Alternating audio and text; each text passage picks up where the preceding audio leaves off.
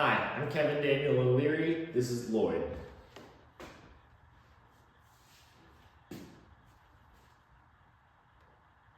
Poppy, bring the book.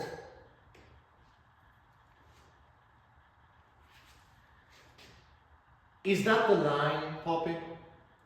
I don't understand why the sheik looks like Philip. Can we consult the author's text just to make absolutely sure? What's that? Dad? Right. That's the line, Brooke, love. We all know that you've worked in very classy places up in London where they let you make up the play as you go along. But we don't want to do that sort of thing here, do we? Not when the author has provided us with such a considered and polished line of his own. Not when it's 1 o'clock in the morning. Not when we're 2 lines from the end of Act 1.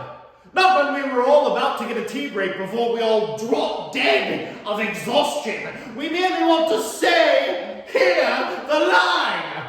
What's that, Dad? That's all. Nothing else. I'm not being unreasonable, am I? Exit? Does it say exit? Oh dear, she's going to wash her lenses away.